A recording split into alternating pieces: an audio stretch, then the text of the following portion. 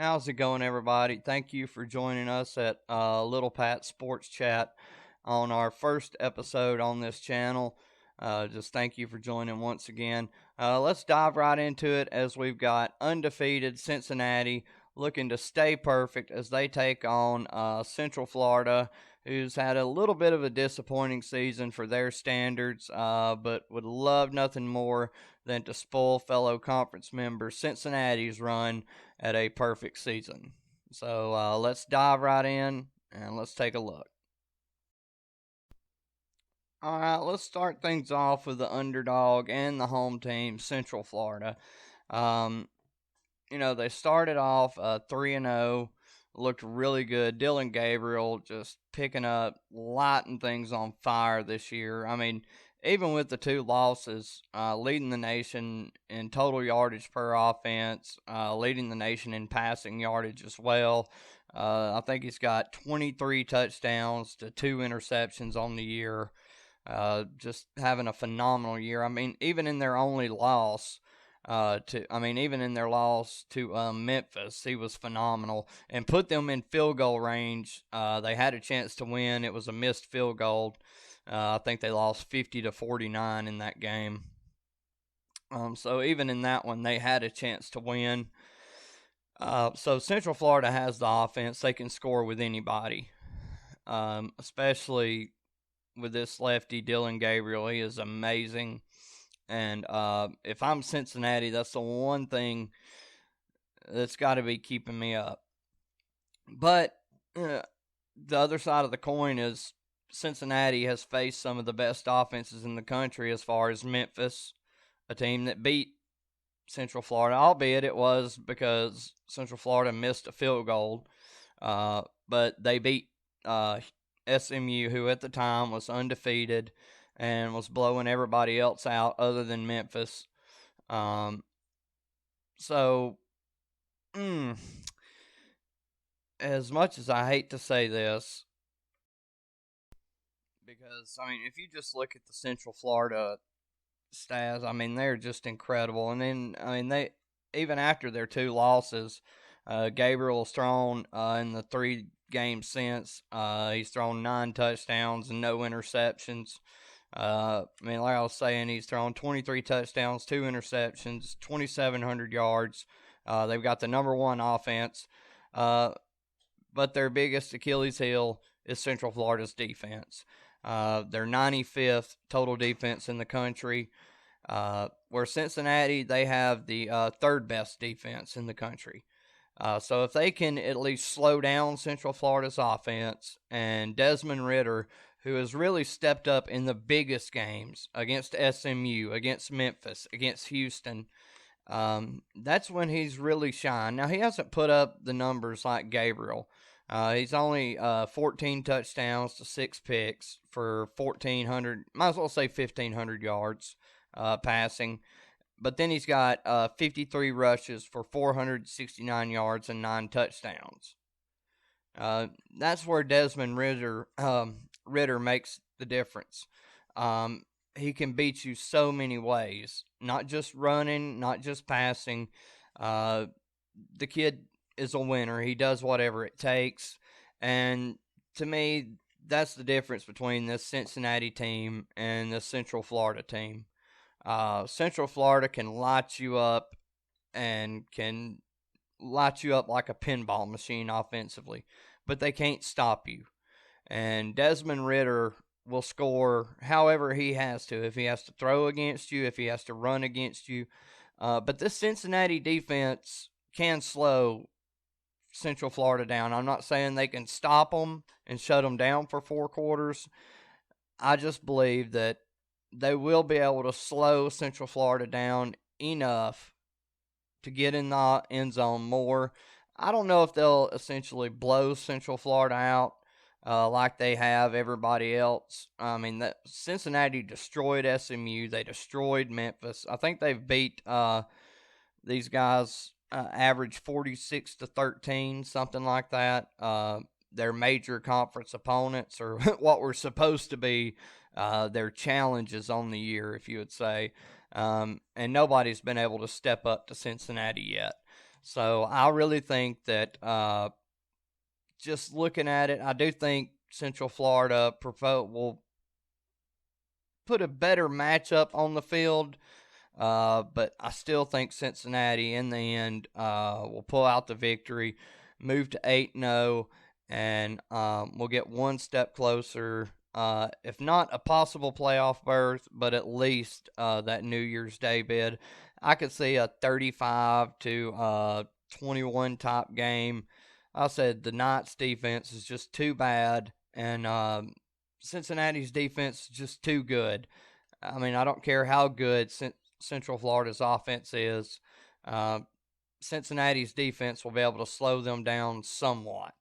And so I've got Cincinnati winning this at Central Florida, I'd say by 10 to 14 points.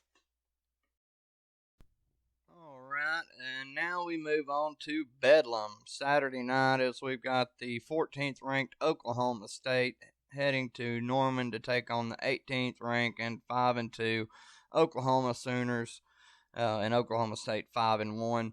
Obviously, if Oklahoma State wins, they've still got their playoff hopes intact, barely. I mean, if they run the table, win out, and of course win the Big 12 championship, that would help improve their chances strongly. But they just have not looked impressive. That loss to Texas in overtime really hurt them, and even in their wins since have not looked very good. You look, they barely hung on to get the 20-18 win at Kansas State, and then of course last week they had the bye week.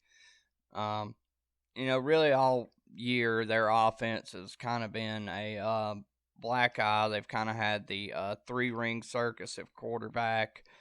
Spencer Sanders really seems, he's grabbed the starting quarterback position now. On the year, he's got 766 yards passing, 5 touchdowns to 3 picks. Of course, Chuba Hubbard is the leader of the offense. He's the backbone. 125 carries, 581 yards, and 5 touchdowns. Then you got Wallace at receiver. He's the leading receiver with 35 receptions, 588 yards, and 4 touchdowns. But other than the Texas A&M, the Texas game and the Kansas game, that's the only time they've cracked 30 points all year. They got 47 at Kansas, and then of course 34 versus Texas in overtime, which was their only loss of the year. And to me, Oklahoma is peaking right now offensively. Ever since their loss, their back-to-back losses to Kansas State and then to Iowa State, and they got the 4 overtime win versus Texas.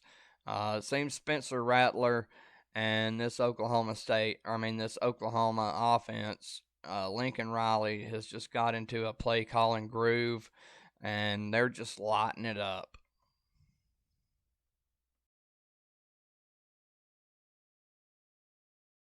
After the 53-45 4 overtime win versus Texas in the Cotton Bowl, then they beat TCU 33-14. Then they smashed Texas Tech 62-28. Then they obliterated Kansas 62-9. And now they're getting ready to take on Oklahoma State at home with their offense pretty well clicking. Spencer Rattler on the year, 18 touchdowns, 6 picks, 2,000 yards passing. And then you got Marvin Mims receiving 25 catches, 418 yards, 7 touchdowns. And then Austin Strogner, 25 catches, 410 yards, and 3 touchdowns. Those are the 2 best Sooners receivers statistically wise. So to me, Oklahoma is the hotter team. They seem to be playing the best ball right now. Now, of course, Oklahoma State has a better defense and run game, but I think that has a little bit to do with the level of competition they've been playing.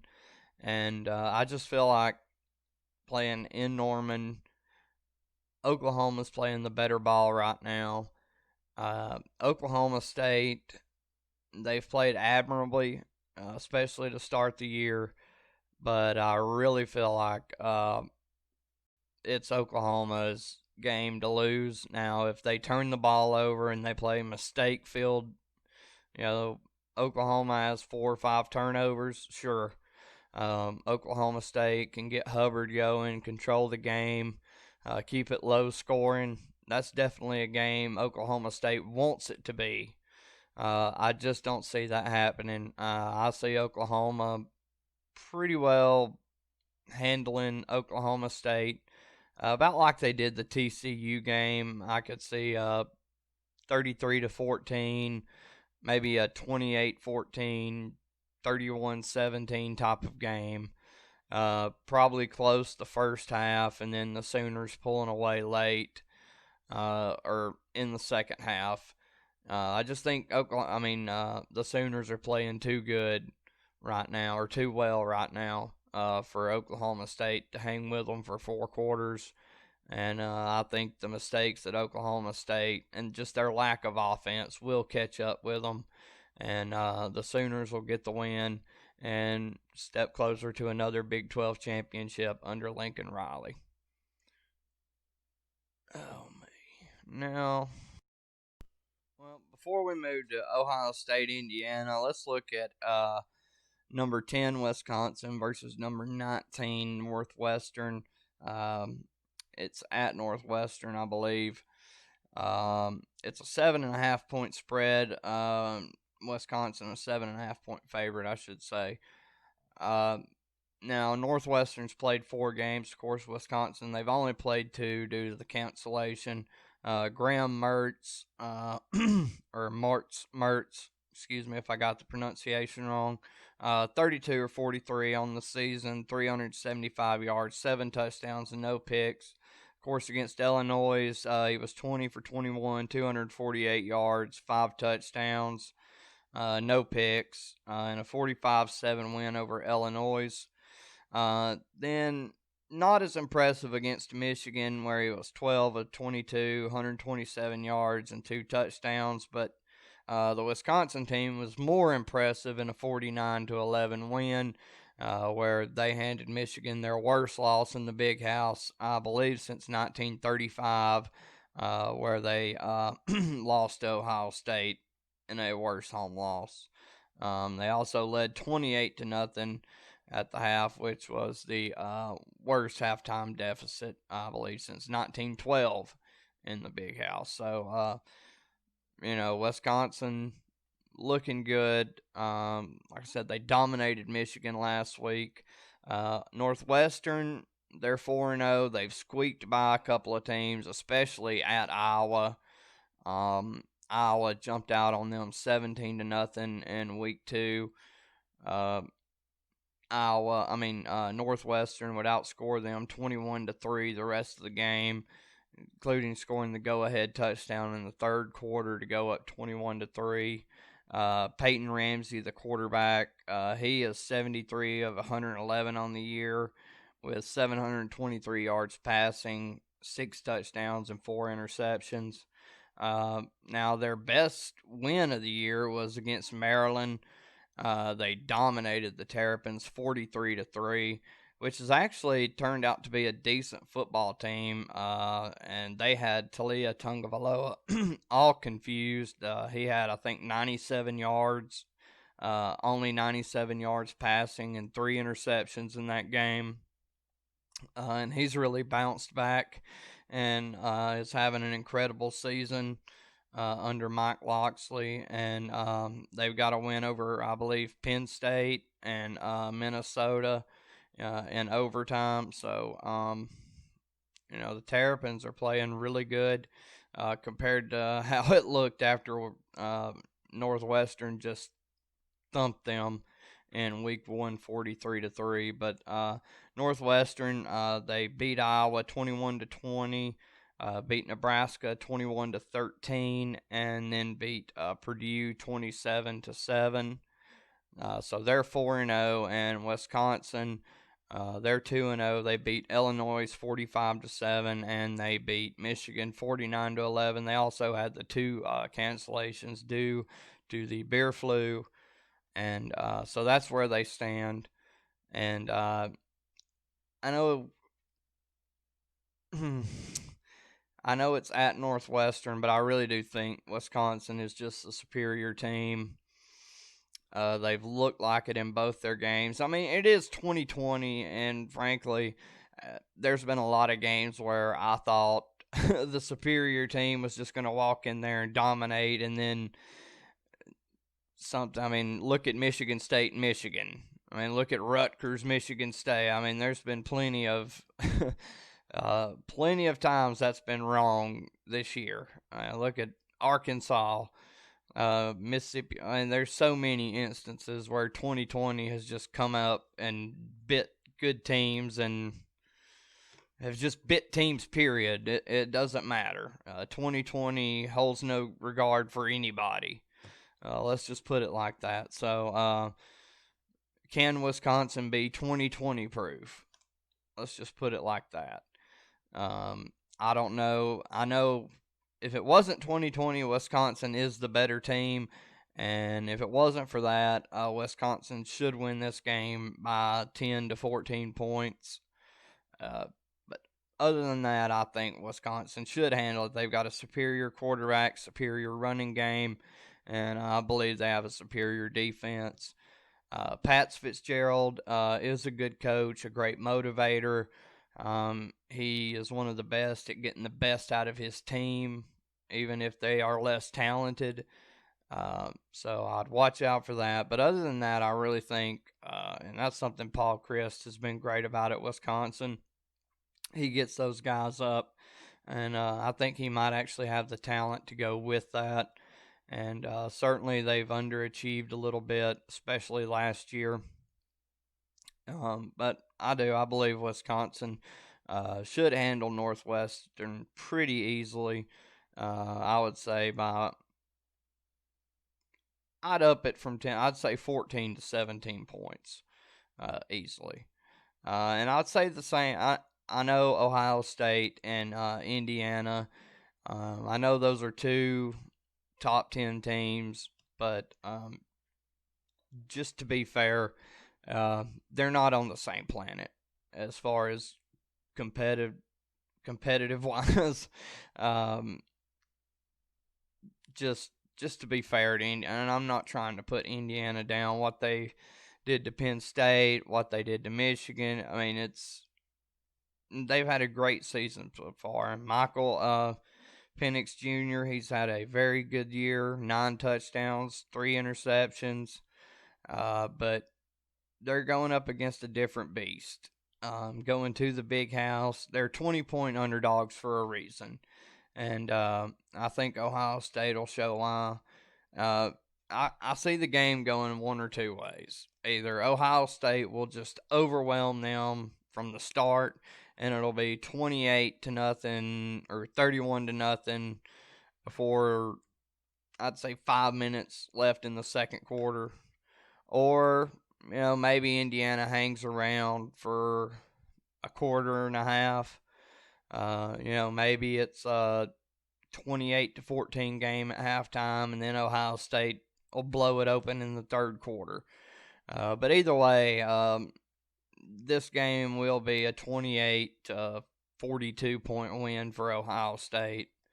I would be completely baffled if it's not. I mean, you look at Justin Fields on the year, 11 touchdowns, no interceptions, over 900 yards passing in just 3 games. He's on his way to competing with Kyle Trask for the Heisman. Me being a Bama fan, I love Mac Jones, but I really think the Heisman is going to come down to Justin Fields and Kyle Trask. If Trevor Lawrence can't get back in it, I believe Mac Jones and Najee Harris will probably cancel each other out. And anybody who was going to vote for Mac or Najee, Kyle Trask is probably going to split that vote or take that vote. So I would really say Trask and Fields right now are probably the favorites. And then you've got Zach Wilson from BYU. You've got the Cinderella story out there. But just what Justin Fields and that Ohio State offense did. That Ohio State team is just in a league of its own. And that's not to put down Indiana. I mean, they've had a very special start to their season, and I have no doubt they'll finish as a top 20 team. But when you go into Columbus, you're messing with a strange and special animal, and I think the Buckeyes they'll prove that to the Hoosiers, and I expect a dominating win for Ohio State. And sadly for the Hoosiers, their undefeated season will come to an end tomorrow.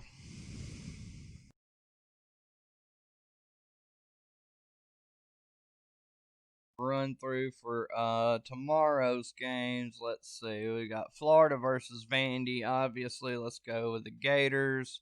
Clemson, Florida State. Clemson. Let's see here. Arkansas, LSU. Ooh. I'll take the Tigers with that one. Let's see here. Oregon, UCLA. Give me the Ducks. Iowa State, Kansas State. Let's see here. It's going to be a kind of a tough one. Kansas State really needs to bounce back. Oh, man. I'll stick with Iowa State on that one. Bama, Kentucky. I'll take the Tide. Let's see. Pittsburgh, Virginia Tech. I'll take Pittsburgh. Auburn, Tennessee. I'll take Auburn. Liberty, NC State. I'll take Hugh Freeze. I ain't betting against them. Take Liberty. Michigan over Rutgers. Georgia over Mississippi State. Missouri over South Carolina.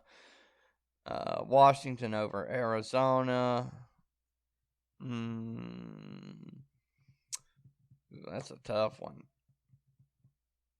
And I'll take USC over Utah. And Boise over Hawaii. Alrighty, folks. Well, I hope y'all enjoyed it. And if you happen to be watching this from my other channel, that's just My Opinion Sports. I will be showing these. I will be posting videos on there until December of this year. Once we turn to 2021, that channel will no longer exist. So please join us at Little Pat Sports Chats. I do appreciate y'all checking us out. Please like and subscribe if you'd like to support the channel. But hey, if you just enjoy watching, we appreciate your views. Until then, y'all take care. God bless, and we'll see y'all next time. Peace.